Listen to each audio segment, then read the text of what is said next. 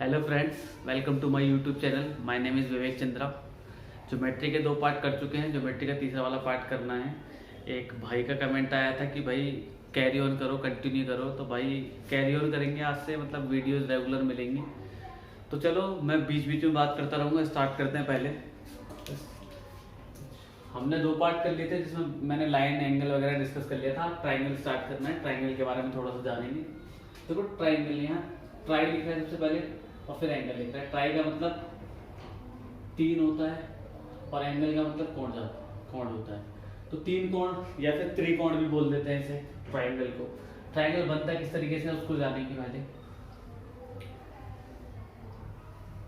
और इसकी डेफिनेशन लिखनी हो तो लिख सकते हैं, the shape which is enclosed by 3 sides is known as triangle. Hindi में लिख सकते हैं कि 3 भुजाओं से बनी आकृति, वो भी कैसी होनी चाहिए, बंद, उसको हम ट्राइंगल बोलते हैं। ट्राइंगल इस तरीके से मैंने एक बना दिया, ए बी और सी। अब ट्राइंगल के बारे में कुछ चीजें होती हैं, उन सबको जानेंगे। बिल्कुल बेसिक से बताऊंगा भाई, क्योंकि मैं हर एक इंसान को लेके चलता हूँ जो बिल्कुल पढ़ा हुआ ना हो वो भी। और बाद में जब हम अपने पीक पॉइंट पे जाएंगे तो जो सब कुछ जानता हो उसको भी कुछ ना कुछ सीखने को मिलेगा। तो अब स्टार्टिंग में ये सबसे पहले साइड की ये बात करता हूँ। ये वाला जो पॉइंट है, ये और ये जो पॉइंट दिख रहे हैं इनको हम बोलते हैं वर्टेक्स, और हिंदी में क्या बोलते हैं इनको, सीज। ठीक है, ये भी वर्टेक्स है, ये भी वर्टेक्स है, ये भी वर्टेक्स है। इसी तरीके से ये जो दिख रही हैं, ये और ये, इनको बोलते हैं भुजा। इंग्लिश में बोलते हैं साइड और हिंदी में बोलते हैं भुजा। और लिखेंगे किस तरीके से, देखो यहाँ से यहाँ पढ़ूंगा तो ए बी एक भुजा है, यहाँ से यहाँ पढ़ूंगा तो बी सी, ये भी एक भुजा है, और ये पढ़ूंगा तो सी ये भी एक भुजा है। तो ये तीनों हो गई भुजा। फिर इसके बाद क्या है, देखो 3 ही चीज मिलेंगे, 3 ही वर्टेक्स, 3 ही भुजा। और अगर मैं बात करूँ, ये मैंने स्टार्टिंग में एंगल की डेफिनेशन बताई थी। अगर आपने नहीं देखी तो इससे पहले दोनों जो पार्ट मैंने कराए हैं पहले उनको देखें, आपको सारी चीजें क्लियर हो जाएंगी और सब चीज बहुत अच्छी तरीके से समझ में आएगा। तो ये 2 रे टाइप की हैं, ये जो मैंने भुजा बोली है, इनके बीच में ये जो बन रहा है इसको बोलते हैं हम एंगल। ये और ये, इसको मैं कलर चेंज करके बता देता हूँ। ये वाला, ये और ये तीनों क्या हैं, एंगल। एंगल का मतलब कोण। अब इनको किस तरीके से लिख सकते हैं वो जानेंगे पहले। जैसे ये है ए बी सी, इसको सिंगल ऐसे भी लिख सकते हैं, एंगल ए, एंगल बी और एंगल सी, इस तरीके से लिख सकते हैं। वरना और किस तरीके से लिख सकते हैं वो देखो। अगर मैं इसको ऐसे पढ़ना चाहूँ, देखो ए वाले को लिखना है तो मैं इसको लिखता हूँ बी ए सी। अब चाहे मैं इधर की तरफ से पढ़ूँ चाहे मैं इधर की तरफ से पढ़ूँ, तो दोनों ही बात सेम है। तो मैं इसको बी ए सी भी लिख सकता हूँ और सी ए बी भी लिख सकता हूँ। तो मैं कुछ भी एक लिख लेना है, तो मैंने एंगल ए को लिख दिया, एंगल बी ए सी। इसी तरीके से जब मैं एंगल बी की बात करूंगा तो क्या लिख सकता हूँ उसको मैं, एंगल ए बी सी या फिर एंगल सी बी ए। तो मैंने इसको लिख दिया एंगल ए बी और सी। ठीक है, इसी तरीके से अगर सी की बात करूंगा तो इसको लिख सकता हूँ मैं ए सी बी या फिर बी सी ए। तो मैंने इसको लिख दिया ए सी बी। ये इसी को रिप्रेजेंट करा गया है, इस तरीके से भी लिख सकते हैं और इसको इस तरीके से लिख सकते हैं। तो ये पहली बात हो गई। ठीक है, अब इसमें एक और प्रॉपर्टी आती है, उसको जानेंगे। मैं इसको बिठा रहा हूं, आपने तो उतार ही लिया होगा।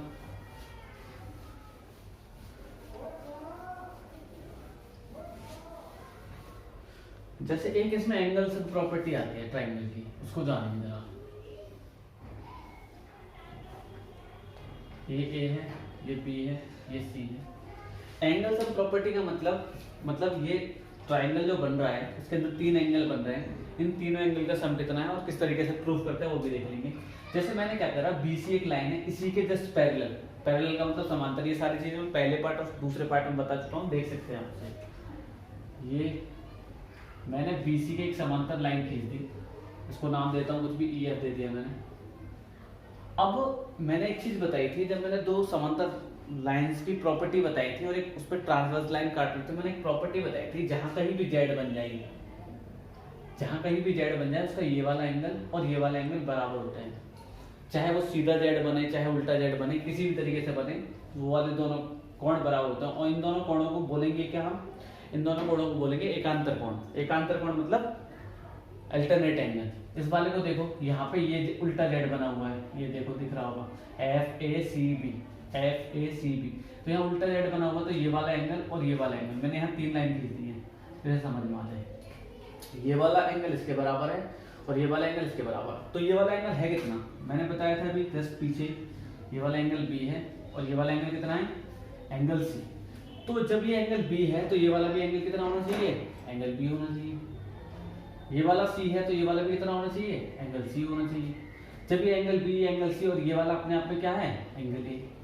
और भाई ये पूरी लाइन EF लाइन है क्या, एक स्ट्रेट लाइन बन रही है। स्ट्रेट लाइन मतलब समांतर रेखा, ऋजु रेखा, जो कि मैं पीछे बता चुका हूँ। एंगल A, एंगल B और एंगल C, इन तीनों का सम कितना हो गया, 180। ये इसकी फर्स्ट प्रॉपर्टी थी, जो कि आपको याद रखनी है। Angle A, angle B, angle C, तीनों का सम कितना होता है, 180। ठीक है, मानता हूँ ये फर्स्ट प्रॉपर्टी है, आपने उतार लिया होगा। अब आगे चलते हैं, इस पे क्वेश्चन बन जाते हैं। इस पे क्वेश्चन के बारे में अभी जिक्र करेंगे, पहले मैं थोड़ी सी प्रॉपर्टीज बता दूंगा, एक दो और।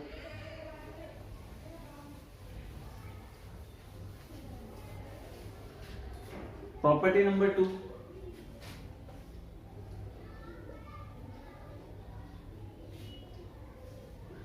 ये कोई ट्राइंगल है, अगर मैं इस ट्राइंगल को इसको थोड़ा सा बढ़ा दूंगा ऐसे करके, अगर मैं इसको नाम दूं A, B, C और D, तो ये जो मैंने बढ़ाया है एंगल, ये वाला ACD, ये जो एंगल है ये एक्सटीरियर एंगल कहलाता है। ये क्या है, इसको एंगल को बोलेंगे एक्सटीरियर एंगल, और एक्सटीरियर एंगल को हिंदी में क्या बोलते हैं, बहिष्कोण, बहिष्कोण। ठीक, अब ये एक्सटीरियर एंगल की प्रॉपर्टी क्या है उसको जानेंगे जरा। देखो ये वाला एंगल क्या है, एंगल A है, ये वाला एंगल क्या है, एंगल B है। अगर मैं इसको थीटा मानूं, अगर मैं इसको थीटा मानूं, तो ये जो एंगल A प्लस B, मतलब अगर मैं इस एंगल की बात करूं, ये थीटा एंगल किसके बराबर होगा, ये थीटा एंगल होगा इन दोनों के सम के बराबर, angle A plus angle B के सम के बराबर। ठीक है भाई, अब ये मुझे पता है ये कैसे प्रूव हुआ, ये हुआ इसी से प्रूव। अगर मैं इसकी बात करूं, ये एंगल C है, तो थीटा को मैं और क्या लिख सकता हूँ, थीटा को मैं लिख सकता हूँ 180 माइनस C। अगर मैं इसकी जगह रख दूं तो वही वाली प्रॉपर्टी आ जाएगी पिछले वाली। कैसे, देखो भाई थीटा की जगह मैंने रखा 180 माइनस एंगल C बराबर A प्लस B। अगर इसको उधर ले जाऊंगा तो एंगल ये 180 तो यहाँ है, ये और इधर पहुंच गया, तो angle A plus angle B plus angle C, ये कितना आ गया, 180 के बराबर, क्योंकि हमने पीछे प्रूव करा। तो मैं कुछ पीछे वाला तो पीछे याद कर लिया, तो मैं क्या याद रखना ही, अगर मैं, ये तो हो गई एक, अगर मैं इसी को इधर भी बना लूं, अगर मैंने मान लो ये वाला एंगल थीटा माना है, चलो मान लेते हैं, मैं एक और फिगर बनाता हूँ, उसमें तीनों एंगल एक साथ समझा दूंगा।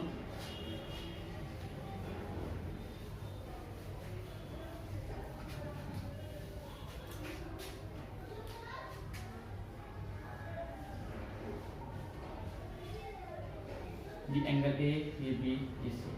अगर मान लो मैंने ये थोड़ा सा आगे की तरफ बढ़ा दिया, चाहे मैं इधर की तरफ आगे बढ़ा दूं, चाहे मैं इधर की तरफ आगे बढ़ा दूं, मैं इधर को भी आगे बढ़ा सकता था। तो जब मैंने इधर को आगे बढ़ाया तो ये वाला एक्सटीरियर एंगल होगा, अब अगर इधर वाला बढ़ाया तो ये वाला एक्सटीरियर एंगल होगा, लेकिन उससे कोई भी फर्क नहीं पड़ेगा। फिर से लिख देता हूँ मैं, इस वाले को अब मैं मान रहा हूँ अल्फा, ये एंगल A है, ये एंगल B है, ठीक, B। अगर मान लो मैंने इसको इधर से आगे बढ़ा दिया, इस वाले,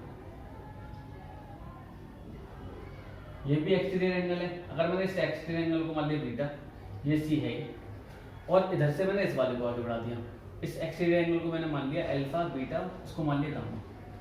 तो इसको देखना प्रॉपर्टी क्या है, अगर मैं अल्फा की वैल्यू निकालना चाहूँ तो अल्फा की वैल्यू कितनी आएगी, इसके सामने वाले जो भी दो एंगल बचे हैं बाकी के, उन दोनों के सम के बराबर, मतलब एंगल A और एंगल B के सम के बराबर। अगर मैं बात करूं बीटा की, एंगल बीटा, तो बीटा किसके बराबर होगा, ये एंगल है, बीटा किसके बराबर होगा, इसके सामने वाले दो भी जो एंगल होंगे अंदर के, B और C, angle B plus angle C। अगर मैं बात करूं गामा एंगल की, तो गामा एंगल इसके सामने वाले साइड जो भी होंगे एंगल, उनके बराबर होगा, गामा बराबर क्या होगा, angle A plus angle B, दोनों के बराबर होगी। ठीक है भाई, अब इस पे क्वेश्चन बन जाते हैं कुछ भी, किस तरीके से क्वेश्चन बनता है उनको देखेंगे जरा। मैं एक क्वेश्चन इसी में फॉर्म करने की कोशिश करता हूँ, नीचे की तरफ देख ही रहा होगा। इस तरीके से आ जाता है कभी कभी ये ए है, ये बी है, ये सी है, और इसको आगे बढ़ा दिया डी तक। ये वाला एंगल दे रखा है 30 और ये वाला एंगल दे रखा है मान लो 40, और हमसे पूछा था ये वाला एंगल क्या होगा। तो जैसे कि अभी बताया है इस तरीके से निकाल लेंगे। ये 30 और 40 के सम के बराबर हो, तो थीटा बराबर कितना हो जाएगा 30 + 40। ये अकेले नहीं पूछे जाते, मतलब ऐसा नहीं है कि ये अकेला सिंपल सा क्वेश्चन ये वाला पूछ ले। इनका यूज होता है जब हम बड़े बड़े क्वेश्चन करते हैं, उनमें यूज होता है। आगे क्वेश्चन देखेंगे बड़े बड़े तो उनमें देख लेंगे। एक और किस तरीके से बना सकता है, एक और बना सकता है भाई, देखो मैं एक और क्वेश्चन बना के दिखा रहा हूँ। यहाँ पे इधर की साइड में देखो,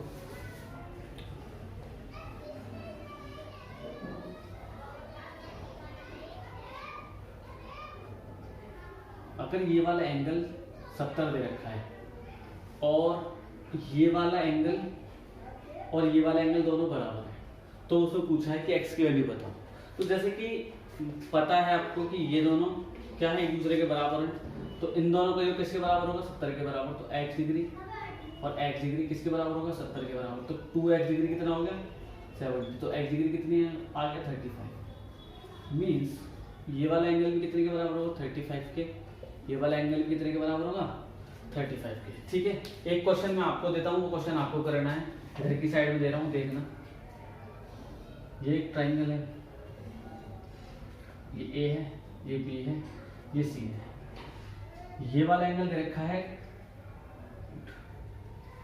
मान लो ये वाला एंगल दे रखा है 2x और ये वाला एंगल दे रखा है x। ठीक, और इसका ये वाला अंदर वाला एंगल दे रखा है 40। ये वाला एंगल कितना दे रखा है, 40 नहीं, इसको 60 कर लेते इसको, ये 60 दे रखा है। और हमसे पूछा है फाइंड ईच एक्सटीरियर एंगल। हर एक एक्सटीरियर एंगल निकालना है, इधर का भी, इधर का भी और इधर का भी। अगर आप पे क्वेश्चन आ जाए तो आप कमेंट में आंसर बताएं, वरना नहीं आए तो भी बता दें। मैं नेक्स्ट वाले जो भी पार्ट कराऊंगा, चौथा वाला, उसमें भी बता दूंगा। थर्ड वाली प्रॉपर्टी पे आते हैं, प्रॉपर्टी नंबर 3।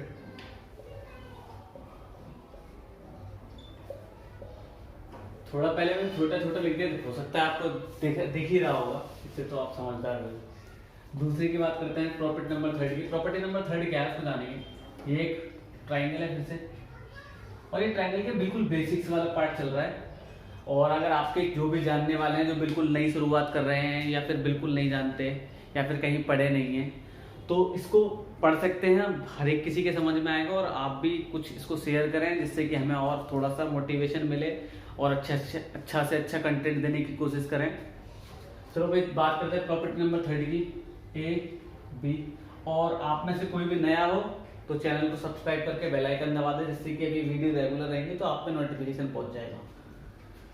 ये 3 मतलब वर्टेक्स हैं, ए बी सी, 3 मैंने भुजा बना दी, ए बी बी सी और सी है। तो इसमें एक प्रॉपर्टी होती है, वो प्रॉपर्टी क्या होती है उसको जानेंगे। प्रॉपर्टी को पहले मैं लिख रहा हूँ यहाँ पे, प्रॉपर्टी होती क्या है, चलो मैं यही लिख देता हूँ। The sum of 2 sides is always greater than third side। इसका मतलब क्या है, हिंदी वाले जो लिख रहे हैं, हिंदी वाले भाई, ये कहना चाह रहा है 2 भुजाओं का योग तीसरी भुजा से हमेशा बड़ा होता है। अब देखो, अगर मैंने, देखो मानते कैसे हैं वो भी समझ लो। एक ट्राइंगल है, ट्राइंगल में अगर मैंने इसको ए माना तो इसके सामने वाली साइड को मैं क्या मानूंगा, स्मॉल बी। अगर मैंने ये बी माना है, इसके सामने वाली साइड को क्या मानूंगा मैं, स्मॉल बी। अगर मैंने ये सी माना तो इसके सामने वाली साइड को क्या मानूंगा मैं, स्मॉल सी। तो किन्हीं भी 2 भुजाओं का योग तीसरी भुजा से बड़ा होगा। अगर मैं इन दोनों भुजाओं को लेता हूँ, मैंने लिया ए और सी, ये हमेशा बड़ा होगा किससे, बी से। अब देखो, इस ग्रेटर वाले साइन में, ग्रेटर देन वाले साइन में कंफ्यूजन कभी नहीं होना। जिधर हिस्सा खुला हुआ है उधर बड़ा होता है हमेशा, और जिधर बंद है उधर छोटा होता है, ये ध्यान रखना है। अगर मैंने ये वाली साइड ली तो ये इससे बड़ा होगा। अगर मैंने ये दोनों साइड ली a + b, तो ये हमेशा इस वाले से बड़ा होगा। अगर मैंने ये वाली साइड ली तो ये हमेशा इस वाले से बड़ा होगा। ये प्रॉपर्टी होती है, अगर ये प्रॉपर्टी होल्ड कर रही है तो ही ट्राइंगल बन सकता है, फॉर्म हो सकता है, अदरवाइज नहीं हो सकता। इस पर क्वेश्चन किस तरीके से आ जाता है, मैं क्वेश्चन बताने की कोशिश करता हूँ। पहले वो क्वेश्चन को देखेंगे जरा। क्वेश्चन क्या है, क्वेश्चन ये है can these sides 5 centimetre, 6 centimetre और 7 centimetre, can these side 5 centimetre, 6 centimetre, 7 centimetre make a triangle? क्या ये तीनों भुजाएं बना सकती है एक ट्रायंगल? तो इस चीज को हम चेक करेंगे इसी से कि इनकी किन्हीं भी दो भुजाओं की प्रॉपर्टी, अगर मैंने इसको यहाँ पे रख दिया, मान लो मैंने ये वाली साइड मान ली 5, बड़ा बड़ा लिखूं क्योंकि दिखेगा नहीं जरा, ये साइड मान ली मैंने 6 और ये वाली साइड मान ली मैंने 7। तो जैसा कि मैंने बताया दो भुजाओं का योग तीसरे से बड़ा होना चाहिए, तो दो भुजाएं ए और सी मैंने ली है, ए और सी है, तो मैं चेक करके देखता हूँ 7 और 5, सी वैल्यू कितनी आ रही है 12। क्या ये तीसरी वाली भुजा से बड़ी है? बिल्कुल बड़ी है, सही बात है। मैंने ली ये वाली दोनों भुजाएं 6 और 5, कितनी आ गई इसकी वैल्यू 11। क्या तीसरी वाली भुजा से बड़ी है? बड़ी है बिल्कुल 7 से, तो ये वाली बात भी सही है। अगर मैंने ली ये वाली भुजा 7 और 6, कितनी आ रही है 13। क्या ये 7 और 6 13 इससे बड़ी है? बिल्कुल है, 5 से बड़ी। तो ये तीनों बातें सही हैं एकदम। जब तीनों बातें सही हैं, ये ग्रेटर देन का साइन है, ये तीनों बातें सही हैं, तो इसका मतलब इन तीनों भुजाओं से ट्रायंगल बन सकता है। एक क्वेश्चन आपको करना है, वो मैं बाद में तुमको, पहले एक प्रॉपर्टी और होती है, प्रॉपर्टी नंबर 3 थी, ये प्रॉपर्टी नंबर 4 में यहाँ बता रहा हूँ।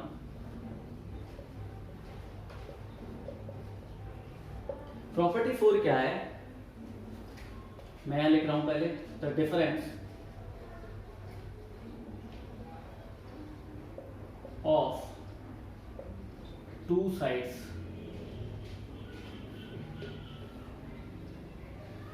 ऑलवेज